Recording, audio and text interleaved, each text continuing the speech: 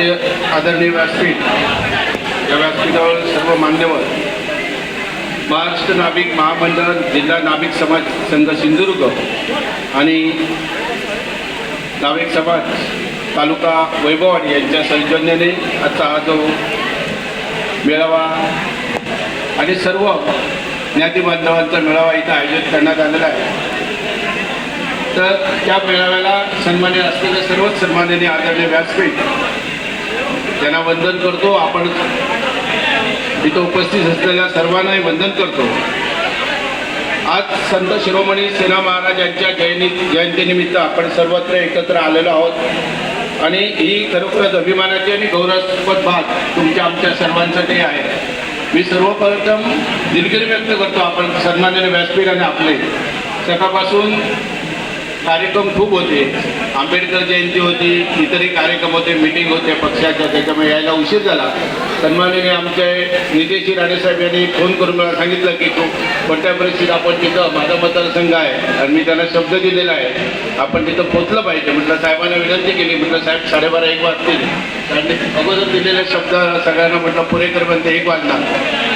आमचे जिल्हाध्यक्ष सन्माननीय प्रभाकरजी सावंत साहेब पण इथे येऊन गेले आणि त्यांनी मला परत फोन केला, साहेब किती वेळ झाला तरी आपण आला पाहिजे। म्हटलं सर्वच नाभिक समाजातली सर्वांचा आशीर्वाद पण मला घ्यायची संधी मिळेल। मी म्हटलं साहेब 100% जाणार आहे। संत शिरोमणी सेना महाराजांनी समाजाला दिलेला संदेश हा केवळ आध्यात्मिक नसून तो समाज एक परिवर्तनाचा पाया होता असं मानणाऱ्यापैकी मी एक आहे।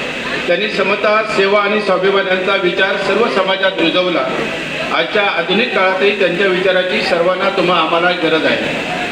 नाभिक समाज हा केवळ परंपरेत अडकलेला नसून तो एक प्रगतीच्या वाटेवर आणि ठाम हात पुढे विचार घेणारा समाज आहे। शिक्षण, व्यवसाय, समाजकार्य व या प्रत्येक क्षेत्रात नाभिक समाज आपली ओळख निर्माण करत आहे। ही आम्हा सर्वांना आणि या जिल्ह्यासाठी महाराष्ट्राच्या अभिमानाची बाब आहे। आज शासनाच्या माध्यमातून समाजातील प्रत्येक घटकाच्या विकासासाठी अनेक योजना राबवल्या जात आहेत। ग्रामीण भागाचा विकास, युवकांना रोजगार, महिलांचे सशक्तीकरण तसेच समाजातील दुर्बल घटकांना बळ देणे ही आपली भूमिका सामायिक जबाबदारी आहे। या कामात समाजाचा सक्रिय सहभाग ही अत्यंत आवश्यक आहे।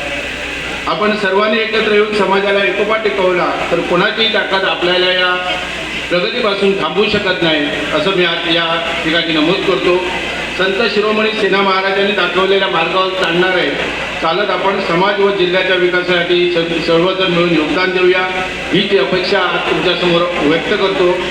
मी आयोजकांचे मनापासून अभिनंदन करतो की त्यांनी असा प्रेरणादायी व लोकसमायोजक आणि आपल्या ज्ञाती बांधवांना एकत्र करण्याचा जो आज मेळावा आयोजित केला।